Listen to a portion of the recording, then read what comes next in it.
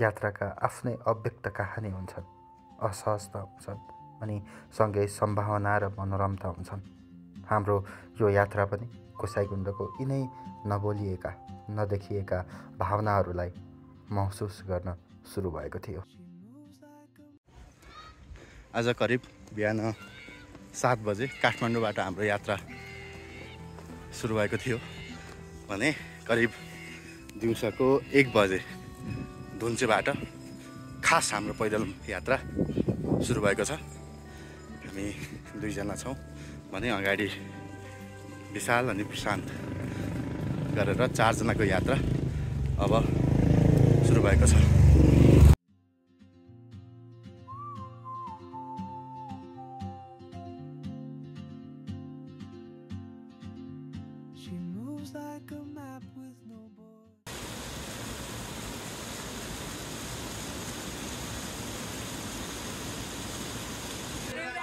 बतास चल्यो बतास चल्यो चल्यो देउरालीमा बतास चल्यो।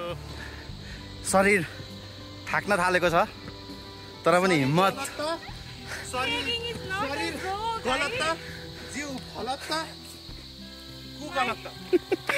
हालत यस्तो छ साथीहरूको मान्छेको हालत केराको बोक्रा जस्तो।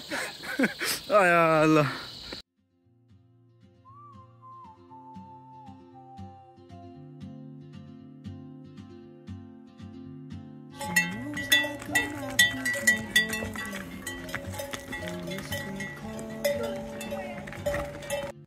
हाम्रो यात्रा करिब 5:30 बजे देउरालीबाट सुरु भएको छ। आज ट्रेकिङको दोस्रो दिन। अब हामी बिस्तारै उकालो चढ्दैछौँ। झिसमिसे अँध्यारो मिरमिरे उज्यालो जे भन्दा पनि हुन्छ। अब हामी चाहिँ यो यात्रा प्रारम्भ गरेका छौँ।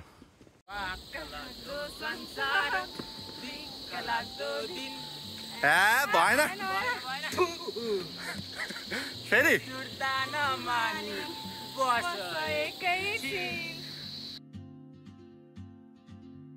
She moves like a map with no borders, a whisper caught in the wind. I see her boots at the corner cafe with a notebook and a grin.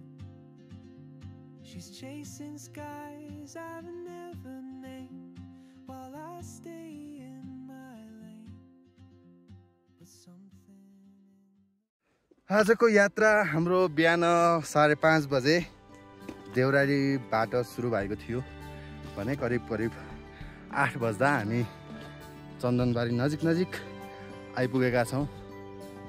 जति उकालो लाग्यो त्यति धेरै असहजता थकान महसुस हुँदै गएको छ। यद्यपि हाम्रो ऊर्जा भने अझै बाँकी नै छ। के हो साथी हो ल एकदम सही हो सही हो।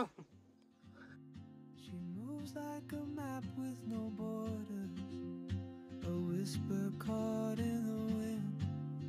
I see her boots at the corner. यात्राको दोस्रो दिनको 12 बजे हामी छोलङपाटीबाट खाना खाएर उकालो लागिसकेपछि करिब 2 बजेतिर लौरेबिना पुगिसकेका थियौँ।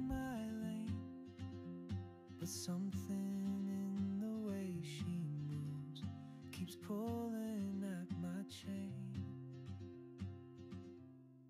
Oh, traveler. हाम्रो यात्राको सबैभन्दा अप्ठ्यारो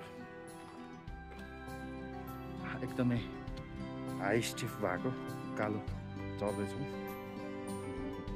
अनि चाहिँ अब बुद्ध मन्दिरको नजिक आइपुगेका छौँ। यात्रा छ अनि पछाडि कालो लाग्दैछ।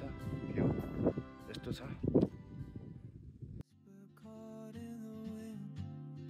I see her boots at the corner cafe with a notebook and a grin.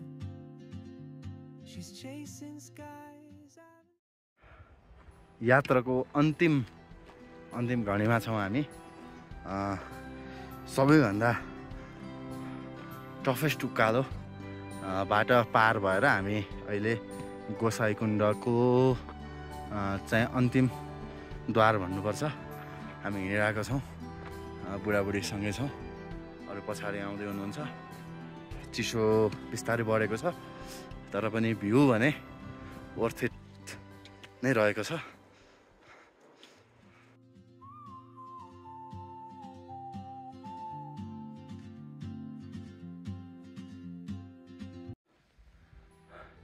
यात्रा अब निकै कठिन मोडमा पुगेको छ। लगभग अब हामी पुग्ने ठाउँ नजिकै आइपुगेका छौँ पुग्न चाहिँ, तर निकै गाह्रो भएको छ। अब चाहिँ सबै साथीहरूलाई हाम्रो 2 दिनको कडा मेहनतपछि हामी आज फाइनल डेस्टिनेसनमा छौँ। भर्खरै सनराइज हुँदैछ भनौँ। हामी चाहिँ गोसाइकुण्डको अगाडि पवित्र स्थलको अगाडि उभिरहेका छौँ। सायद यो ठाउँको उचाइ, यो ठाउँको भौगोलिक अवस्था र यसको पवित्रता सबै मिसाएर होला यहाँ उभिएर यो कुराको फ्रेसनेस महसुस गर्दाखेरि चाहिँ धेरै नै फरक पृथक महसुस भइरहेको छ। हाम्रो साथीहरू चाहिँ यता हुनुहुन्छ।